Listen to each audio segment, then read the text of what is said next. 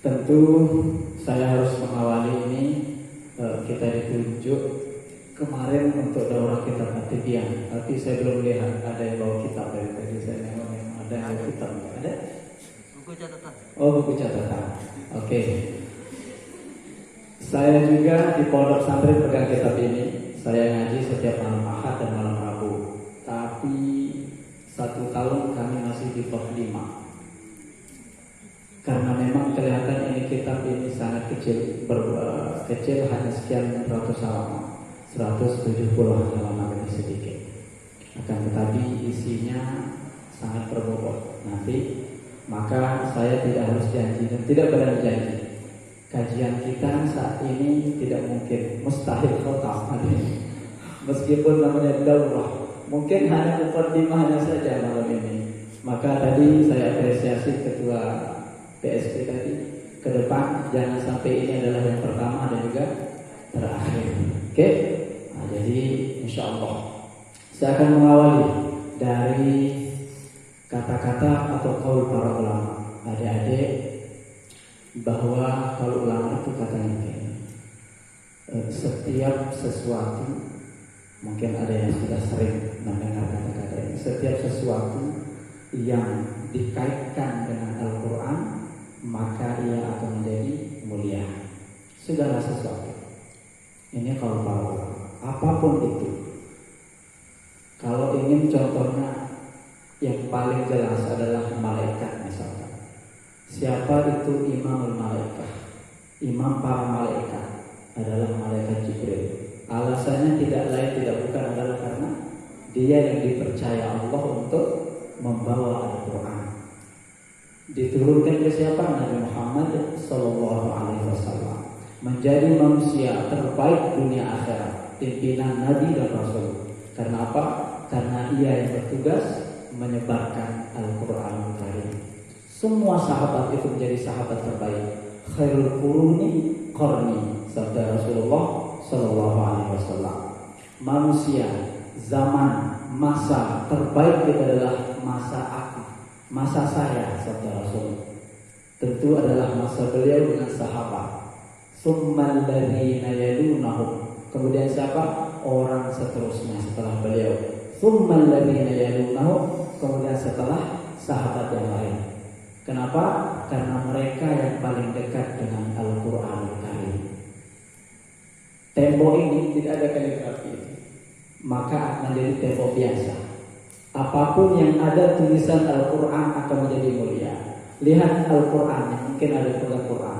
Itu awalnya kertas atau apa itu? Kertas biasa, tapi dicetak menjadi mushaf Al-Quran, maka Anda tidak boleh pegang dalam keadaan tidak berwudu. Anda tidak boleh pegang semena-mena seperti membawa buku biasa, karena di dalamnya ada tulisan Al-Quran Karim. Begitu juga jika hati kita, pikiran kita, amaliyah kita semua berdasarkan Al-Quran Karim. Itulah yang disebut generasi Quran. Ya, generasi Quran. Mungkin ada yang nanya, Ustaz, judul kita generasi Quran. Apa itu generasi Quran? Panjang kriteria. Kalau kita lihat dari Al-Quran, hadis dan juga qaul-qaul para ulama. Nanti mungkin di sesi tanya jawab bisa jadi. Ya. Yang jelas generasi Quran itu singkatnya adalah orang yang betul-betul segala sisi hidupnya dipondasikan dan bergerak sesuai Al-Quran. Man ja'ala al-Qur'ana amamahu qadahu ilal jannah. Barang siapa yang menjadikan Al-Quran itu amamah, pimpinannya, penunjuknya, di bahasa itu panduan hidupnya, imamnya, qadahu ilal jannah, maka Al-Quran itu sendiri nanti yang akan membimbing dia masuk surga. Sebaliknya, wa man ja'ala al-Qur'ana wara'ahu saqahu ilan nar. Barang siapa yang menjadikan Al-Quran itu wara'ah, di belakangnya, mentemuri, bukan hanya sebatas temuri ya. Setiap perilaku yang dia lakukan tidak pernah sesuai dengan Al-Quranul Karim. Saqahu ilan nar, sabda Rasulullah Sallallahu Alaihi Wasallam. Maka nanti Al-Quran itu sendiri akan melaknat. Al-Quran sendiri akan menjujul bahasa sasa. Jujul apa bahasa Indonesianya? mendorong dia menuju api neraka. Nah, jadi itu ya. Jadi semoga pertemuan kita ini dicatat oleh Allah Subhanahu wa taala menjadi pertemuan yang tercatat ibadah. Maka penting kita awali ini dengan niat untuk ibadah ngaji, bukan hanya sekedar seminar atau apa, maka betul bahasanya daurah, yaitu mengaji. Saya akan awali kembali lanjutan dari mukadimah saya. Tentu Al-Quran itu sudah sangat dekat dengan pelungguh kami adik-adik, apalagi ada Ningsih Rahayu, maksud saya Rahayu. Saya kenal dia, bukan kenal, saya kenal dia karena sering MTQ kayaknya. Saya tanya, kita sama-sama jawab. Ini pelajaran yang sangat mendasar. Kita dapat mungkin di kelas SD kayaknya. Seperti soal misalkan ayat Al-Quran itu turun di mana? Di manakah ayat Quran turun? Yang pertama di Gua Hiro. Nah, ini kan mendasar. Pertanyaan-pertanyaan ini mendasar akan melihat kedekatan kita dengan Al-Quran. Yang kedua, surah apa yang pertama turun? Al-Alaq ayat 1 sampai 5. Yang terakhir turun Ayo surah ayat Al-Maidah ayat 3. Apa bunyinya? Al-yawma akmaltu lakum dinakum wa atmamtu alaikum ni'mati wa raditu lakumul Islam madinah. Itu salah. Terus berapa jumlah ayat Quran? 6.666. Kata siapa? SD. Dulu agama SD. Oke. Dari pertanyaan ini mendasar ya pertanyaan. Sangat mendasar. Tapi kita masih terkecoh dengan pertanyaan gini-gini. Tidak salah sih ya, tapi inilah tujuan dakwah ini. Sebelum kita mengkaji ilmu ini, ya, tidak apa-apa.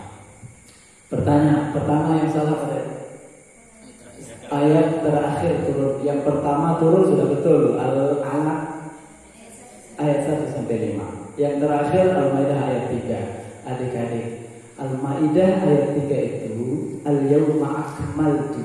Hari ini aku sempurnakan dinakum agamamu. Itu memang mengindikasikan terakhir turun ayat itu. Tapi kalau kita lihat tarikh sejarah, Al-Maidah ayat 3 ini turun di Padang Arafah ketika haji wada atau haji perpisahan. Setelah ayat ini turun, Rasulullah SAW umurnya masih 81 malam. Jadi tidak langsung meninggal begitu, tidak langsung wafat. Begitu terima ayat ini. Masih 81 malam kemudian baru beliau wafat. Masa kira-kira 81 malam tidak ada ayat turun? Ada ternyata.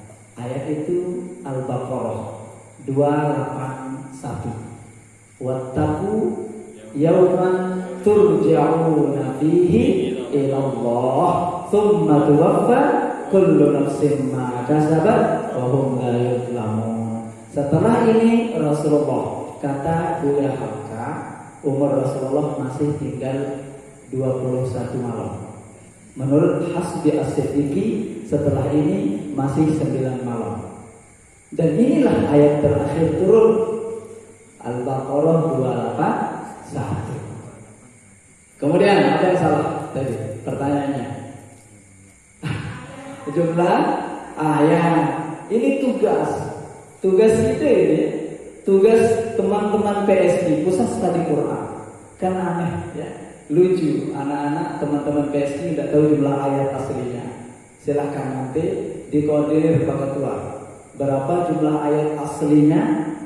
Dan itu sangat tidak cocok menurut yang disebutkan tadi 6.666 ayat. Menurut Imam Al-Alusi jumlah ayat itu 6.616. Ya.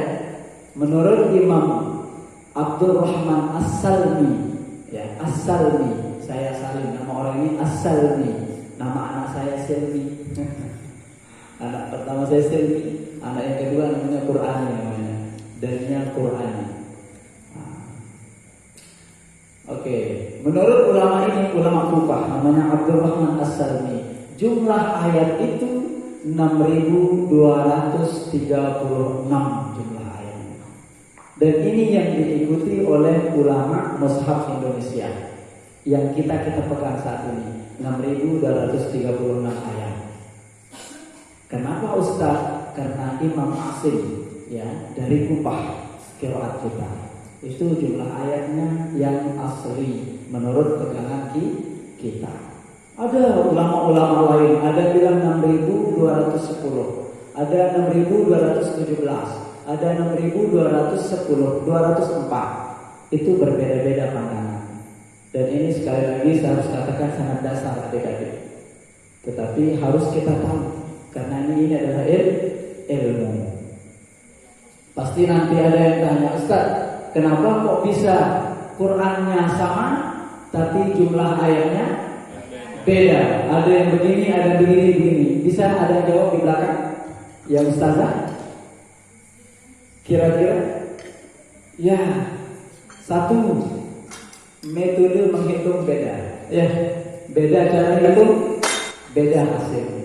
Ada adik-adik yang menghitung Bismillah tidak dihitung, ada yang menghitung otomatis beda juga. Ada yang menghitung huruful muqatta'ah. Apa itu huruful muqatta'ah? Ya, si alif lam mim, ha mim, alif lam ra dan seterusnya. Ada ulama yang menghitung itu jadi ayat, ada yang tidak menghitung, maka otomatis jumlah ayat berbeda. Itu ya. Jadi ini adalah pertanyaan sebagai pancingan untuk kita bersama, karena ini adalah tugas satu lembaga organisasi atau UKM yang kita sebut dengan Pusat Studi Quran. Oke, kita kembali ke tema awal kita, adik-adik. Saya atau kita akan bahas ngaji istilahnya kitab At-Tibyaan. Jadi ibu pengasuh Umi kita sudah membuka katanya. Memang ini kitab kuning kertasnya. Kitab kuning, maka disebut kitab kuning. Sekarang banyak kitab yang dogel itu enggak kuning kertasnya, ya kan? Tapi tetap disebut kitab kuning karena tidak berbaris. Gitu. Oke, yang pertama kitab At-Tibyaan. Tadi saya catat korek-korek di rumah tadi sebelum saya kesini. Karena kalau kita baca ini tidak bisa selesai, maka saya harus ulas satu demi satu, pendek-pendek saja. Yang pertama kita harus kenal dulu untuk tabarukan kita siapa ulama yang kita kaji, yaitu Imam Nawawi. Ya, Imam Nawawi. Imam Nawawi itu Abu Zakaria Yahya bin Syaraf An-Nawawi Asy-Syafi'i. Panjang sebenarnya, tapi dijuluki Muhyiddin, ulama atau orang yang benar-benar hidupnya untuk menghidupkan agama. Abu Zakaria, bahasa Sasa akan apa Abu Zakaria? Abu Zakaria, apa bahasa Sasa? Abu Zakaria itu adalah ayah dari Abu Zakaria. Tapi padahal sudah mungkin adik-adik kita semua sudah tahu siapa Imam Nawawi. Orang yang umurnya tidak panjang, hanya 45 tahun. Ya kan? Dan itu jomblo. Apa istilahnya orang Mataram jomblo itu? Jomblo fisabilillah. Jomblo fisabilillah. Inilah Imam Nawawi. Imam Nawawi itu tak pernah menikah sampai wafat. Dan Anda mungkin ada yang jomblo bisa angkat tangan. Oh, alhamdulillah.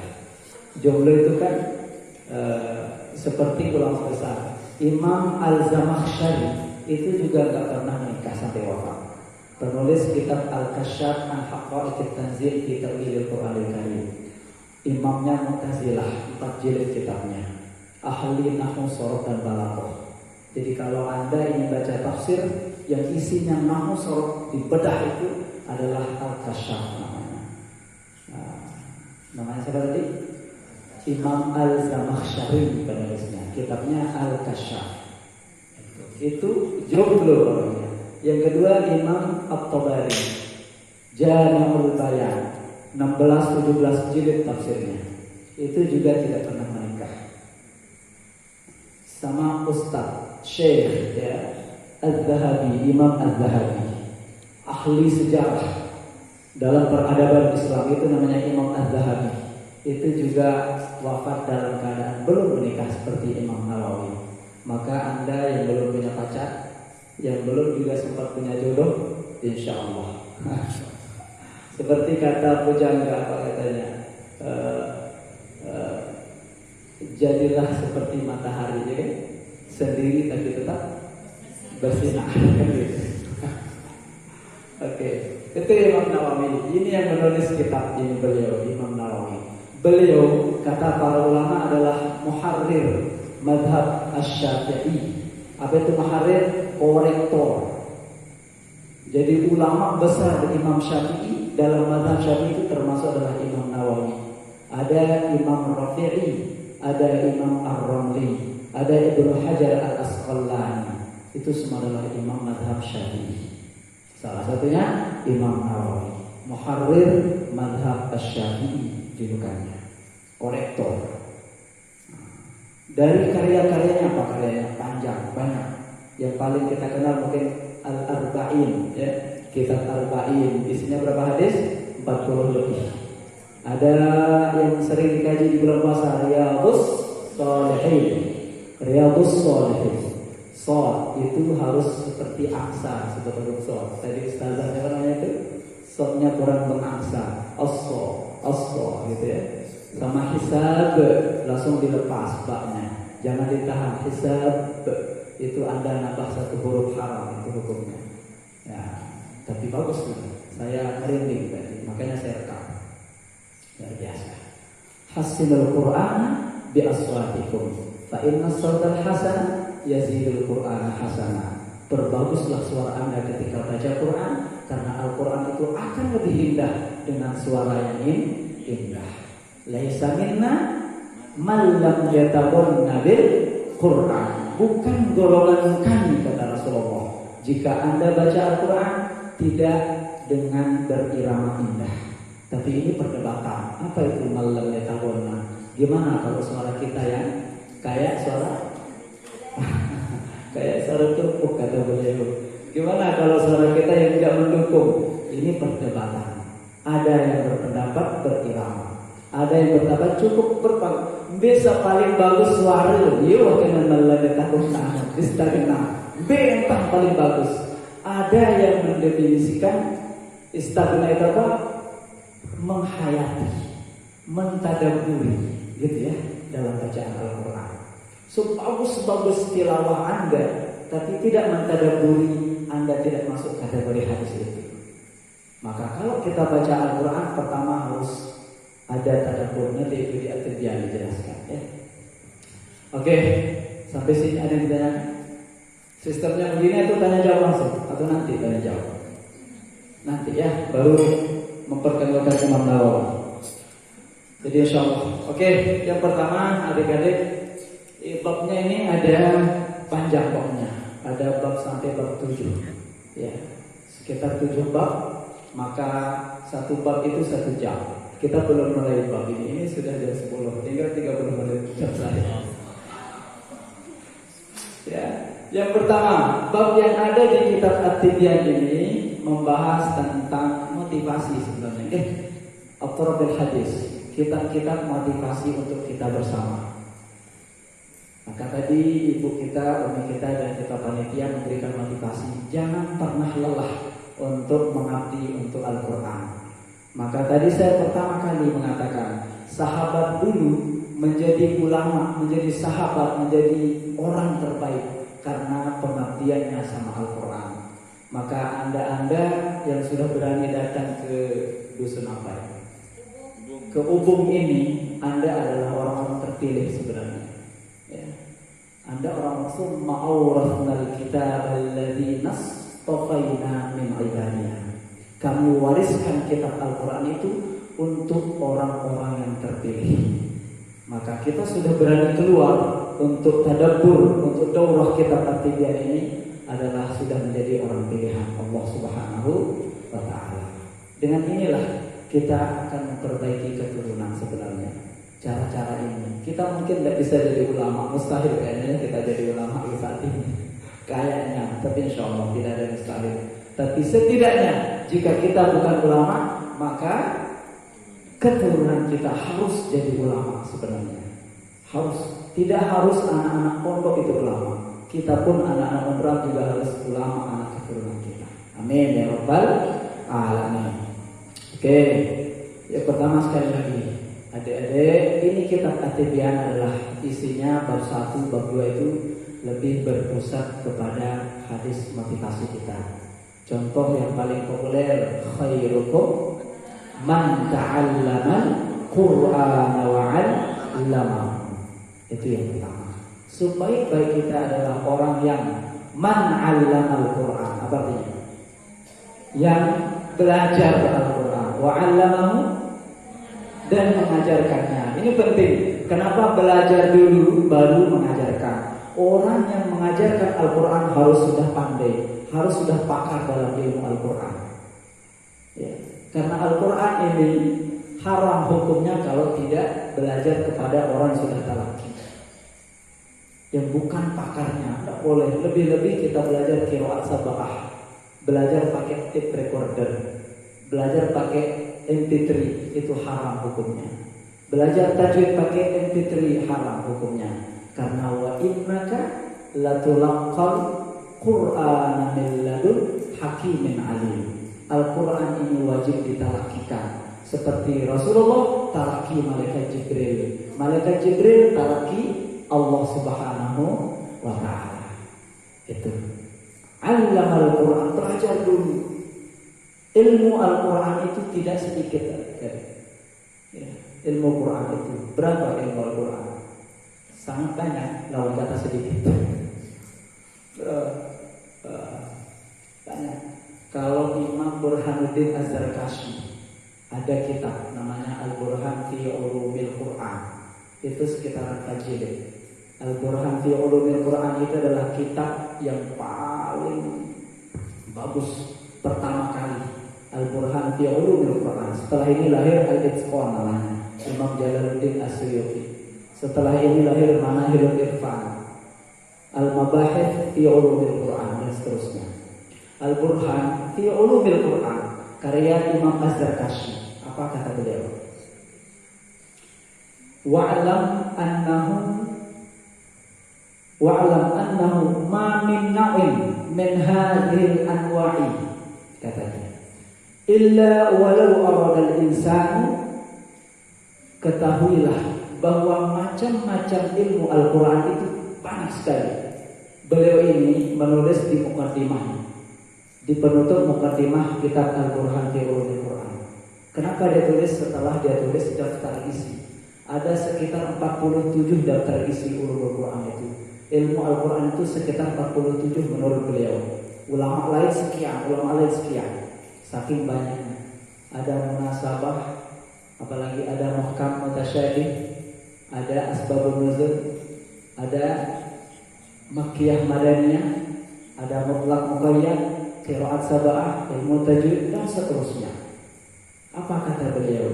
Illa walau arada al-insan istiqsa'ahu lastaqrada umruhu, kata beliau. Jika ada Anda, kita, satu orang saja atau siapapun yang ingin mendalami satu ilmu Quran dari sekian banyak itu, lastaqrada umruhu, kata beliau, niscaya umur yang lebih dulu selesai. Tsumma lam yahkum amrahu, padahal pelajaran satu macam ulumul Quran itu belum kelar-kelar juga, umur yang lebih dulu selesai. Artinya apa?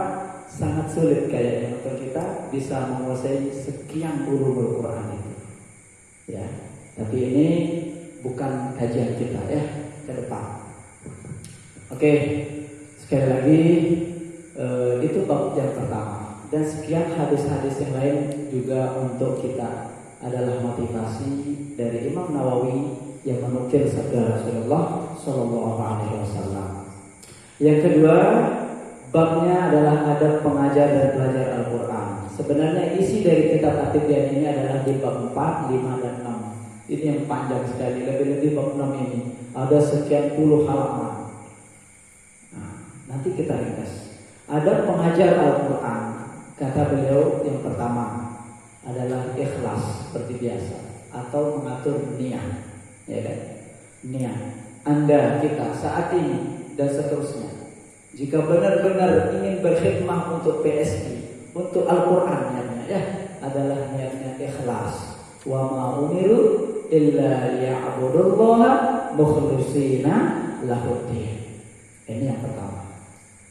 Bagaimana Ustaz cara kita menjadi orang ikhlas? Dijelaskan di dalam kitab ini panjang lebar. Menurut Imam Fudail Ibnu Iyad namanya, kata beliau, kalau Anda ingin melihat orang ikhlas begini, tarkul amali li ajalin nasi riya'un. Kalau kita meninggalkan amal karena manusia, itu riya namanya. Ya. Wal amalu li ajalin nasi syirkun.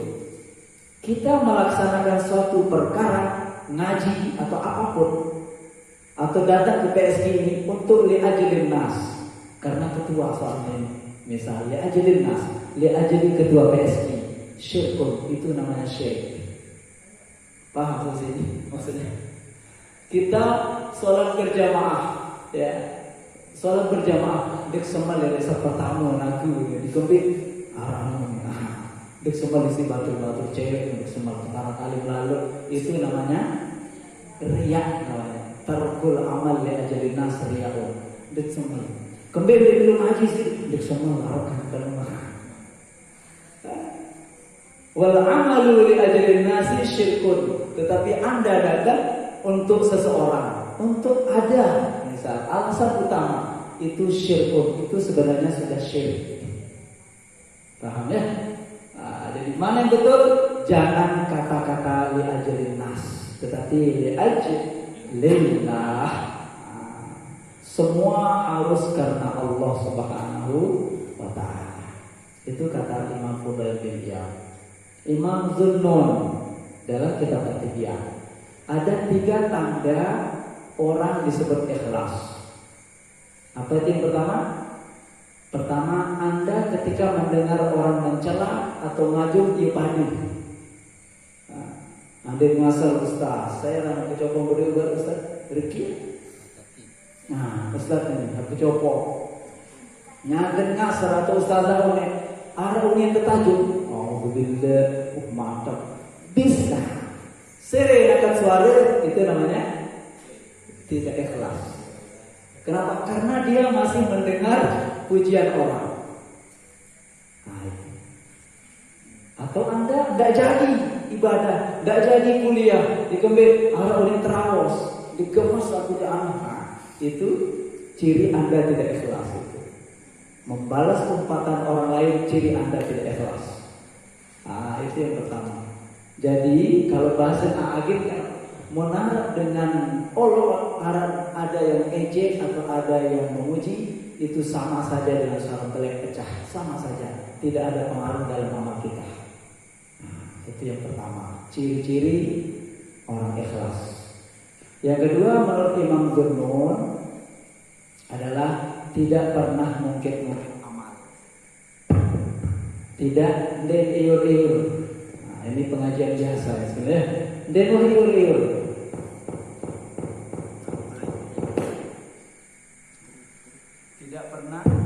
Tidak pernah mengungkit-ungkit, membicarakan ulang apa yang sudah dikerjakan. Misal disetting dengan bertanya, Ustaz, tiang ikhlas, Ustaz, itu sudah ikhlas belum? Tidak ikhlas, karena tak boleh diungkit.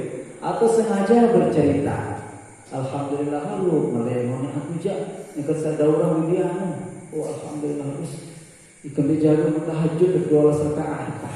Itu mungkin itu namanya. Jangan sampai, apalagi sedekah ya, yang sudah disedekah. Biasa dina tuh mau biasa mungkin loh. Biasa ini biasa ya, mudah menarik loh. Oke, terakhir adalah orang ciri ikhlas menurut Dunnun itu adalah berharap atas amalnya itu hanyalah untuk akhirat. Ini yang paling penting. Jadi amal kita, daurah kita saat ini, hilangkan apa kata hati yang mungkin condong kepada manusia, mungkin condong kepada duniawi, tapi datangkan harapan itu untuk akhirat. Man kana yuridu harsad dunya nutihi minha wa ma lahu fil akhirati min nasib. Kalau Anda inginkan dunia, Allah langsung kasih kontan sebenarnya, tapi tidak ada yang akan kita dapatkan di akhirat. Tapi kalau sudah akhirat niatnya, dunia dapat, akhirat dapat. Analoginya apa? Kita kalau beli kambing, apa yang digratiskan? Gratis pepit. Kalau beli pepit gratis kambing? Enggak. Nah itulah. Dunia itu apa? Pepitnya. Kambing itu akhiratnya. Kalau beli akhirat, kambing beli gratis pepit. Beli motor gratis helm. Helm apa? Yang merah. Atau gratis jaket. Jaket Honda gitu. Gratis, namanya juga gratis seadanya. Dan tak berharga, itulah dunia sebenarnya. Jadi, tapi kalau kita beli jaket, ayo lebih motor. Dan itulah akhirat. Jauh perbandingan antara jaket Honda dengan motor skuti itu sendiri. Nah, jadi tidak rugi sekiranya kita benar-benar menatah hati kita, ya. Oke, singkat saja. Kemudian ada kita sebagai orang-orang yang pengajar Al-Quran dan juga belajar Al-Quran adalah rendah hati ada di sini. Kita tidak boleh sombong, tidak boleh memperlakukan orang semena-mena. Itu semuanya sudah ada dijelaskan. Kemudian adab sebagai tadi pengajar sekarang pelajar, tentu niatnya sama. Kemudian kita menghormati guru. Bahasa ta'limul muta'allimnya apa? Ta'zim kepada ilmu dan li ahli. Kan gitu. Ta'zim menghormati, menghargai ilmunya dan ahli ilmunya atau gurunya. Keberkahan ilmu kita itu sebenarnya tergantung dua itu. Ilmu kita yang kita miliki kita amalkan, itu cara menghargai. Yang kedua, dari mana kita dapatkan, itu guru kita. Imam Syafi'i itu tak pernah berani minum kalau ada gurunya. Imam Syafi'i kalau depan Imam Maliki tak pernah berani buka buku kitabnya yang ada suara kertasnya. Itu Imam Syafi'i kepada Imam Maliki. Tak pernah. Kalau kita kan bertimbang buku terjun dulu. Imam Abu Hanifah bercerita begini, saya sampai wafat guru saya tak pernah berani belusur bahasa Sasak. Belusur, belusur andang laut, karena di selatan saya itu ada rumah guru saya. Jadi Hamad ibnu Sulaiman dengan Imam Abu Hanifah jarak rumahnya 7 langkah. Di kuah bani belusur aku ikut arah guru tu balik guru. Itu cara beliau menghormati, mentakdim gurunya. Imam Ahmad ibnu Hanbal 30 tahun saya berdoa, tak pernah saya dahulukan orang tua saya, harus guru saya dulu. Imam Syafi'i. Itu Imam Ahmad ibnu Hanbal.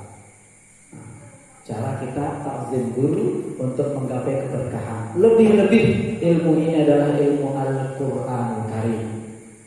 Akan sangat afdol kita juga sering mendoakan guru-guru kita. Dalam kitab At-Tibyah nanti dibuka ada doa yang kita diajarkan.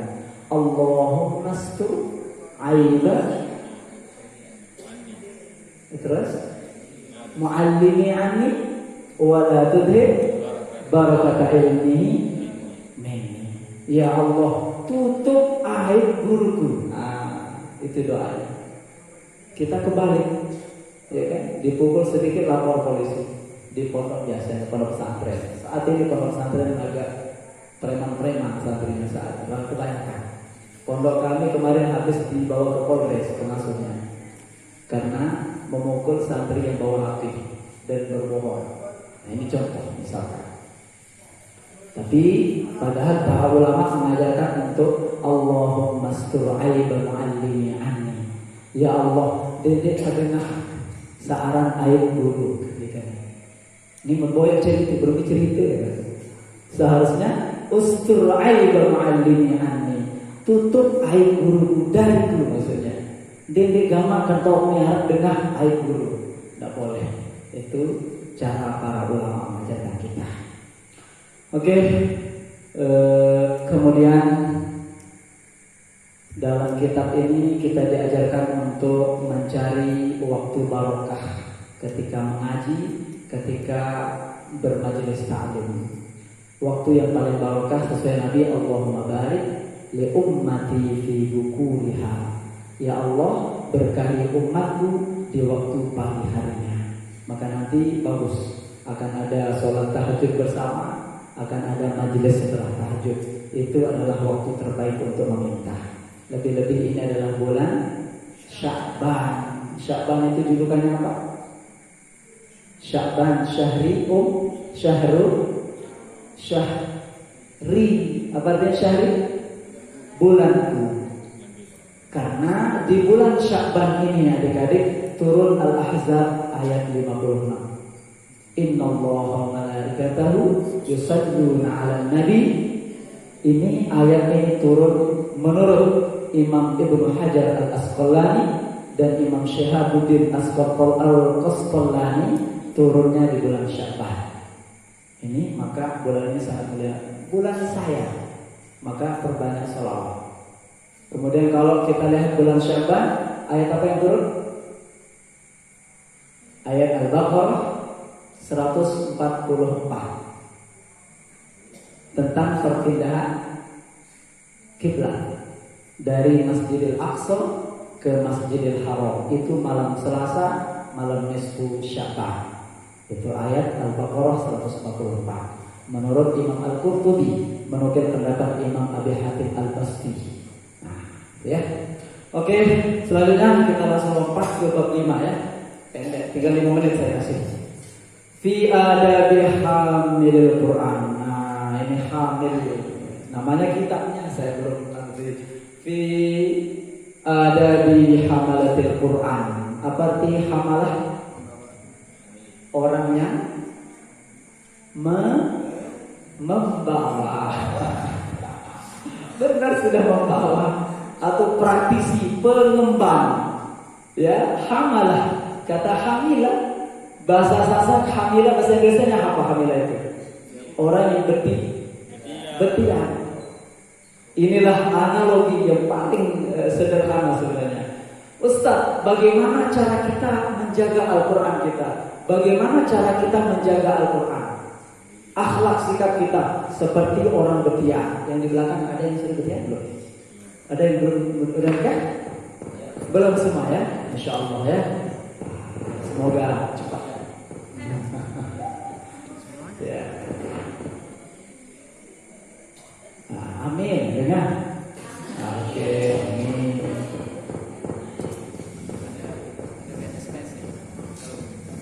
Tanda-tanda. Ya. Oke. Hamalatul Quran itu seperti ibu-ibu yang bertian. Maka bahasa Indonesia mengambil kata itu dari hamil. Gimana orang bertian kalau menjaga anaknya di dalam kandungan? Pertama, selalu menjaga, selalu membawa. Lama jumpokan menjalan atau ada yang juga? Ada yang juga. Selalu dibawa. Ya, ke sungai dibawa, ke sawah dibawa, ke kebun dibawa, ke kantor tetap dibawa. Itu hamalah Quran, hamilul Quran. Orang yang bertiang itu makanannya dijaga betul, dirawat habis-habisan. Ada posyandu dari sekian minggu umur tiannya langsung posyandu. Minumannya, makanannya dijaga. Seperti itulah hamilul Quran. Maka analoginya kita harus menjaga Al-Quran seperti orang yang sedang bertiang. Oke. Jadi adab yang berbeda itu adalah adab para pembawa pengembang Al-Quran. Saya gabung saja bab 5 langsung bab 6. Karena bab 6 kita adalah adabul qiraah. Bab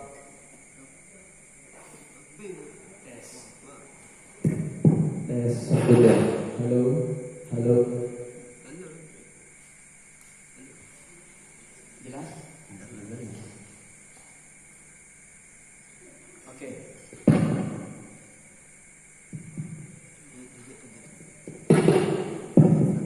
Oke, ada yang bab 5 itu ada hamilul Quran. Ada kita sebagai praktisi, sebagai pengemban Al-Qur'an.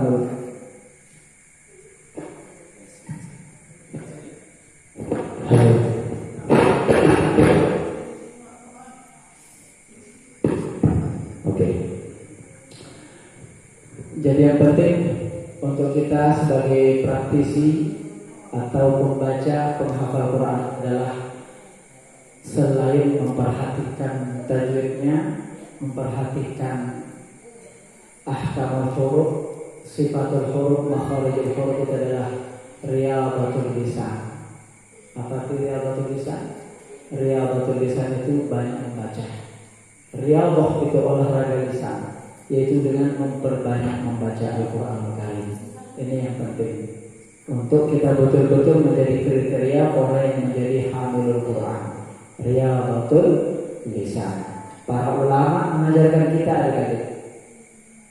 Utsman ibnu Affan itu khotam sekali semalam misalkan. Imam Syafi'i malam khotam, siang khotam.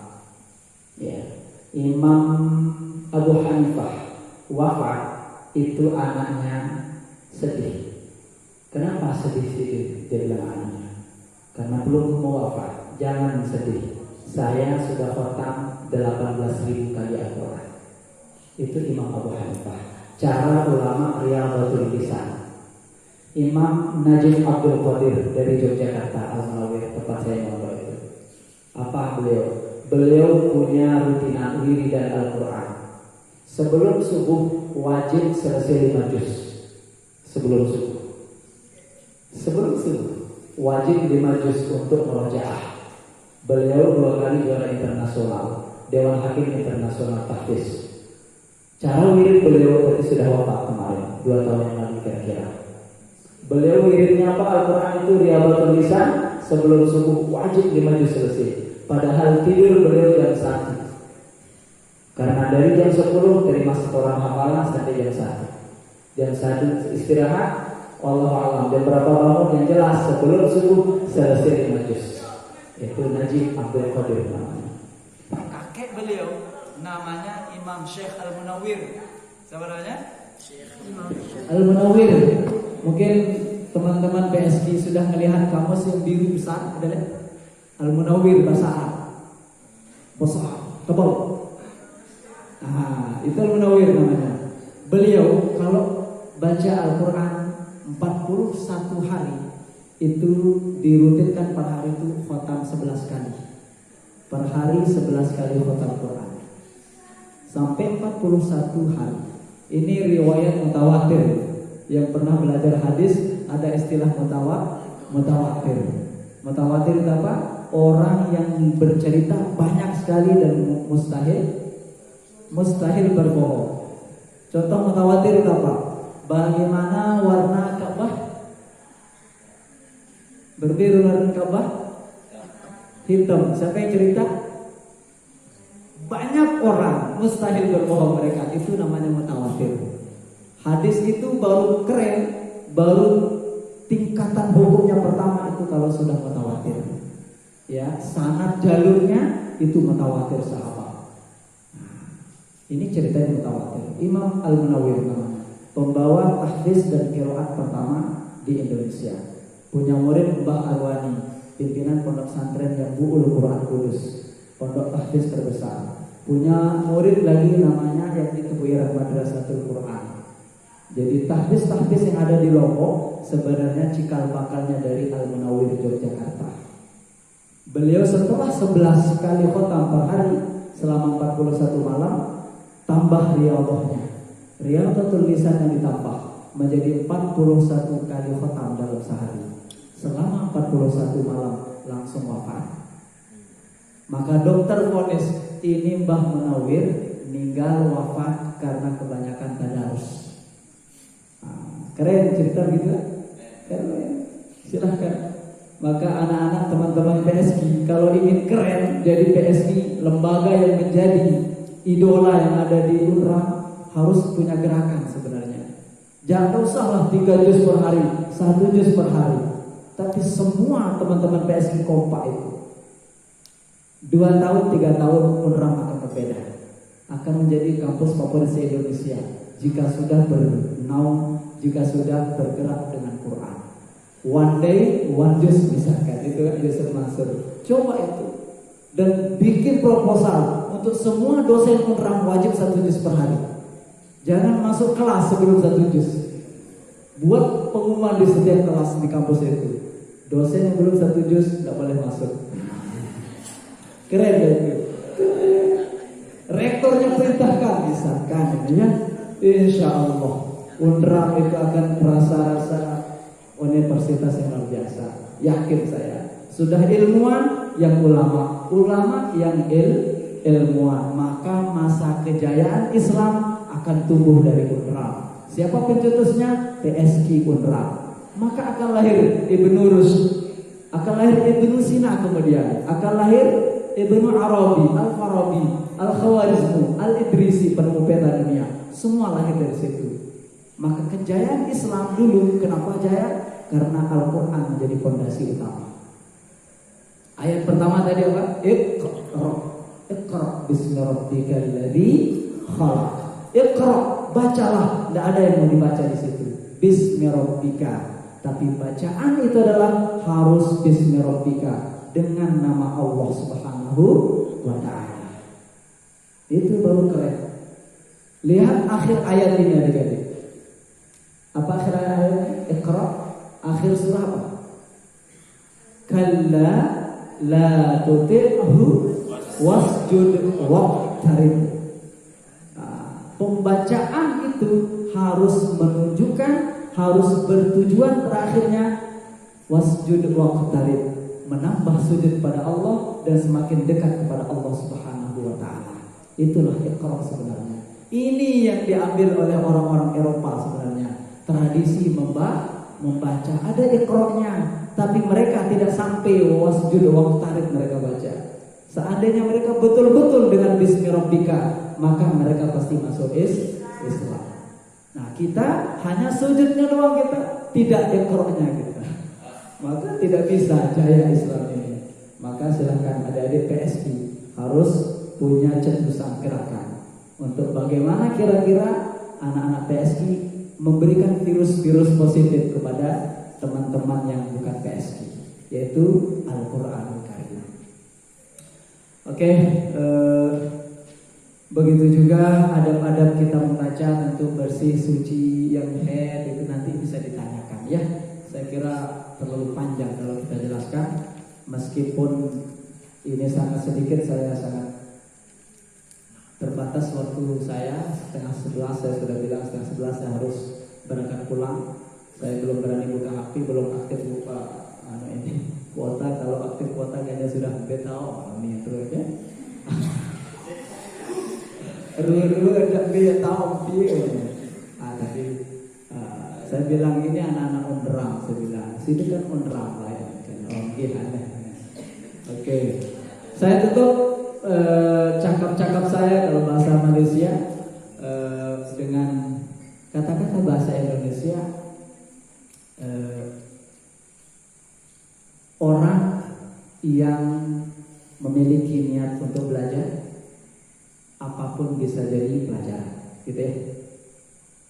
Sementara orang yang tidak punya niat belajar, sedang belajar pun tak bisa mendapat pelajaran. Saya ulangi, orang yang punya niat belajar, apapun bisa jadi pelajaran. Melihat layang-layang jadi pelajaran kayak itu. Apa pelajaran dari layang-layang? Senang. Layang-layang itu kenapa bisa tinggi naik Derajat tinggi Anda harus berani lawan arus. Ya kan? Layang-layang kenapa bisa tinggi? Ada yang dia lawan, arus dia lawan. Ya, kesenangan semata dia lawan untuk sukses. Ketika dia labir, siapa yang nikmati? Anak-anak SD yang nikmati. Labir gitu. Tapi begitu dia tinggi, semua kita bisa nikmati.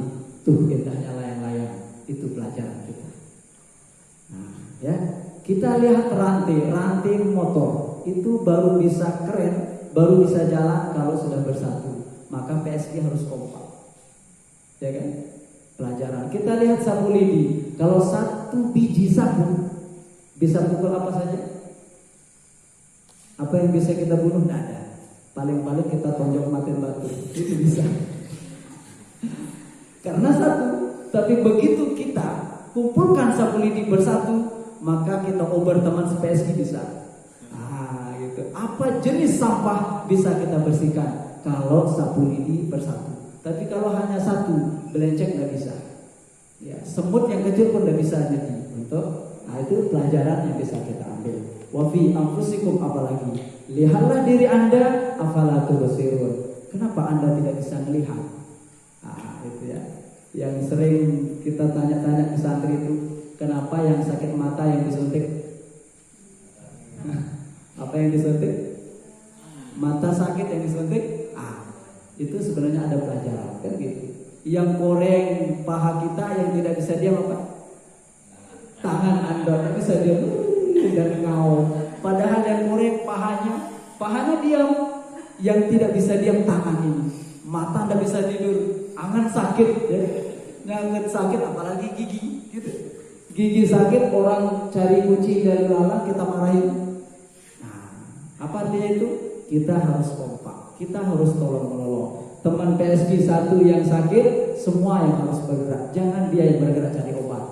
Dia mesti bos, saya cari obat. Oke, terakhir, jika kita tidak punya niat belajar, sedang belajar pun tidak dapat pelajaran. Yang daurah masih tahu tegal HP, itu memang gak niat belajar itu, misal. Tapi kalau sedang mencari pelajaran, itu belajar. Itu ya, saya kira mudah-mudahan bermanfaat. Sekali lagi saya tadi bilang bahwa mustahil kita selesaikan ini. Yang jelas tetap semangat untuk mensyiarkan Al-Quran. Wa man yu'azzim sya'airallah fa innaha min taqwal qulub. Ciri-ciri orang yang hatinya itu ada ketakwaan, ia terus sya'airallah, yu'azzim sya'airallah, terus untuk mensyiarkan agama Allah Subhanahu wa taala. Sekian dari saya, bisa mungkin ada yang share, tag and give ya. Kita share. Allah. Assalamualaikum warahmatullahi wabarakatuh.